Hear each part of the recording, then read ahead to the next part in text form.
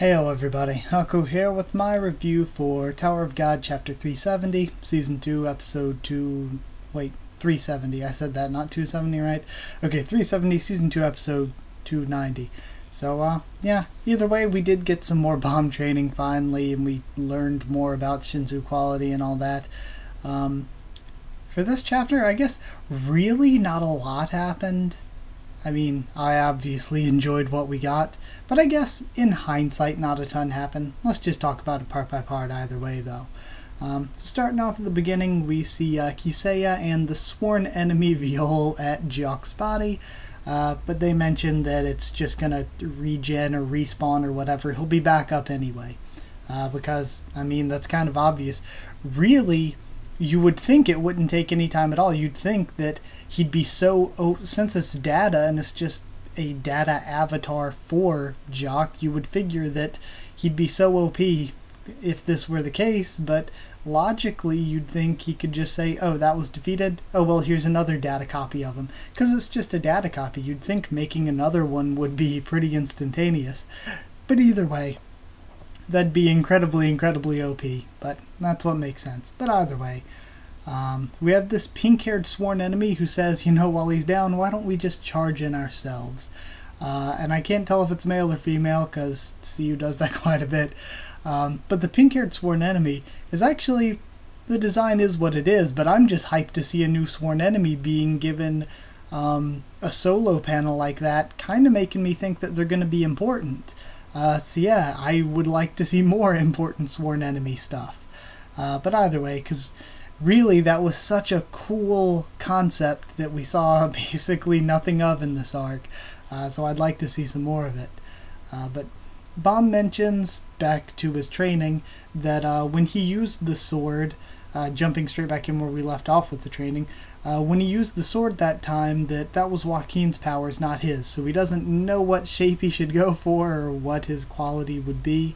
But Edwan gives him this clicker, which is the sort of layman's term, I guess, for Shinsoo reactant. And it'll show them an image of the shape and quality that their Shinsoo could be. It's not really their Shinsoo, they're not making it. It just shows them an image so they can sort of say to themselves, okay, that's what I need, and it gives them something to go off of instead of just trying to make Shinsoo in general. It gives them something to aim for, making it easier to actually achieve it.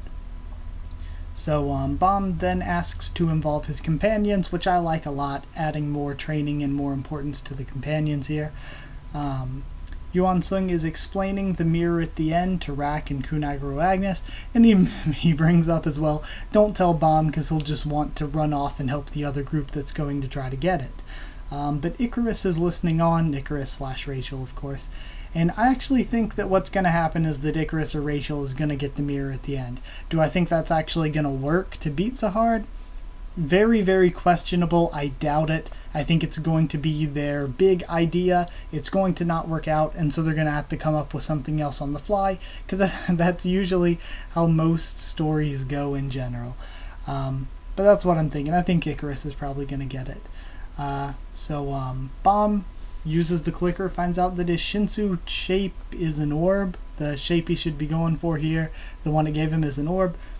Edwan seems surprised by that, so that makes me think it's something good. I'm thinking what it is maybe it's something kind of like the lightning pill. Maybe it's one of those internal type qualities where he can just imbue himself and strengthen himself with some sort of something. Maybe it's general enhancement. Maybe it makes him more resilient.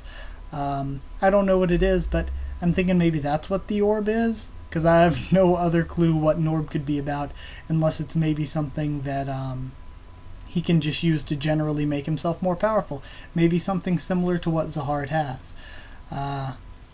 But other than that, next we see Rax as a stone shield, so from what I gather for that, I guess that means he has Earth Elemental Shinsoo that he could learn to use at some point, and an affinity for defensive type stuff, so he's more... it would help him more if he used his Shinsoo for defense. And then Khun Agnes has an ice sphere, which Edwan says is extremely rare, But Agraragnas says he doesn't care. He never wanted to be a spear bearer anyway, because he knows that Edwan is like a god with a spear. He could never beat Edwan if he was using a spear, so what's the point of even learning it? It doesn't coincide with his goals. Which totally makes sense, and he says as well, he's like, and we already have a spear bearer, why would I want to be one? That'd be taking Khun Agraragnas' really important place as a light bearer out of the team, and it would just be giving them another spear bearer, which they don't really need. It would throw them all off balance. But Khun Agraragnas tries to walk off, say, I don't really need this. But Edwan tries to talk him into it. You'll never beat me if you don't do what you can to get stronger. And then Baam saying, I think it's important for you to get stronger, but even if it's just so that you can take it slow, so you can climb up the tower at the same pace as me and Rak, isn't it enough to want to learn so that you can stay together with me and Rak?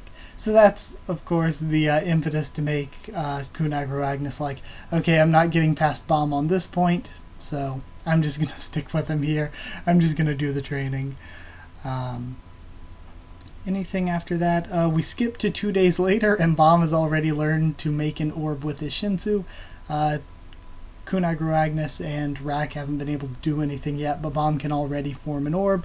Again, no clue what the orb's actual use is, but he can make one. Then 4 days later, we have another jump. I don't know if that's 4 days after the original stuff we saw, or if it's 4 days after Baam had learned to make the orb, an additional 4 days later. I'm assuming that's what it is. I would think the days stack and we are now 6 days later, but I'm not quite sure because it is something that's translated from another language. But Icardi is now with Masheni's group, and they're at stage 21, which is the final stage. Zahard is there waiting for them. We kind of already knew that was going to be the case. And Masheni freezes when she sees Zahard, just like Andrasi did. So I think it's something to do with whatever Zahard's got going on with the princesses.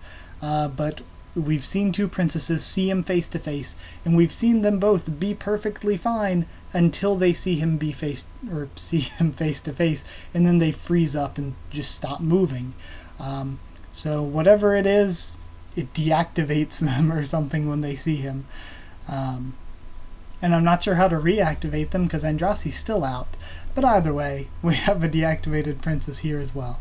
But Zahard creates this rift in front of them and says, I made a deal with Edwan. I don't want to kill any of you. I don't need to kill any of you. But if any of you cross this rift to try to take the mirror and try to do this sketchiness behind my back while I'm keeping my word, if you cross this rift, I'm going to kill you. So that's Zahard's ultimatum here. But I noticed in that last panel, because that was the very end really, the last panel we have a shot across the rift of Masheni's group, and Icardi's not with them. So maybe Icardi, at the beginning of next chapter, or the beginning of whenever we see that group again, maybe Icardi's going to go for some kind of sneak attack. No clue if it'll work or not, but either that's setting up for something like that to happen, or Siu just forgot that Icardi was with him and forgot, because he's new and he was barely with them, he forgot to put Icardi in the panel, and it's probably like, crap, how'd I miss that? So either one of those could be the case. Now let's talk about the blog, though, before I move into some more stuff. Siu said in the blog that this training is broader, so other people it's not like the Hell Train training where only Baam could do it. This is something that other people like regulars can be a part of as well. And he said that this training might focus more on the characters of Baam, Khun, and Rak than just on the powers, which I think is great. I think we need more of that. And another thing I thought he said in the blog that was kind of important, he says that he hasn't announced a hiatus yet, but he might need to take a week off because he has some important personal business to attend to. I think he should. I've said it 1,000 times, so I'm not going to harp on it for forever. But of course, I think he needs to take a week off every month, take a week off every 2 months even. That'd be better than what he's doing now, because he's putting out a chapter that's usually pretty damn long every single week, and I think it's too much for one person to do, and I have no clue how CU doesn't get burnt out on it.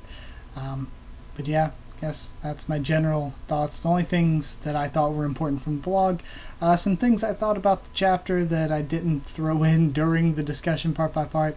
I love the information we're getting on Shinsoo quality.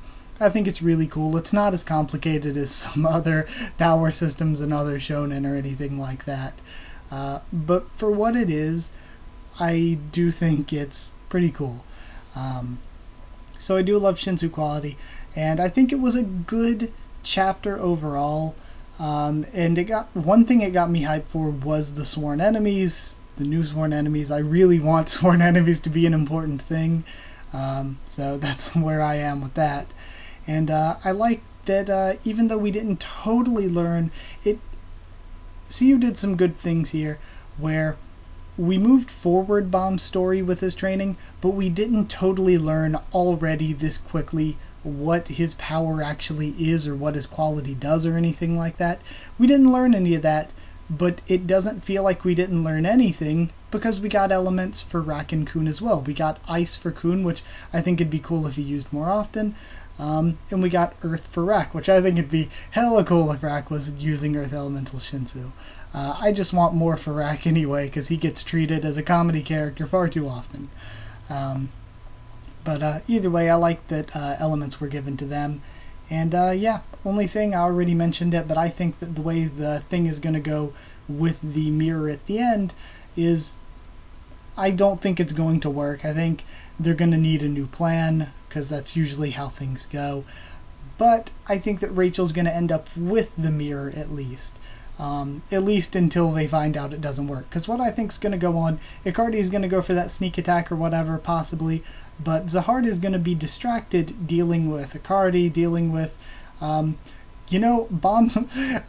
I'm not trying to hype them up too much. I don't think Boro can take on Zahard at the same point in the tower. I don't think even Sachi can take him on at the same point in the tower. Sachi is not Zahard level. But I think that they're at least strong enough that if they have that group of them, they can stall Zahard. They can distract him for a little while. And while he's distracted dealing with them, I think that Icarus, Rachel, whatever, she's going to use the little big breeder travel-y circle thing she has to sneak out, grab the mirror, and then she's just going to have it. Maybe she gets confronted by Wang or whatever, or maybe she herself confronts Wang and tries to rescue Yura. Either way, I kind of see it going that direction. One thing I just kind of realized, this is unrelated to the chapter really, but I just realized it. So all the other big breeders have their real version and then this data avatar of themselves. But rather than a data avatar, Huang's inside of the Yura's brother's body. So if she's in male Yura body, then what is real Huang on the hidden floor just the robot? Is it just the robot body that we saw before? Yeah, because this isn't the hidden floor version, the version that's, well, I guess technically it could be. It could be the hidden, because the way it works is the hidden floor version gets taken over to the hidden floor, and they make themselves another avatar on the hidden floor that doesn't quite look like them. So I guess this could technically be Huang's real body, if Huang is using that body that way and doesn't actually have an avatar. So yeah, I guess it makes sense that way. So maybe there is no real Huang body anymore. Maybe the male Yura is the real Huang body. But either way, that was just me getting distracted. I gotta give this a score. I struggle with whether to give it an 8 or an 8.5, because I don't think it was like super duper amazing, but I thought it was really good. So I'm gonna go for 8.25 stone shields out of 10.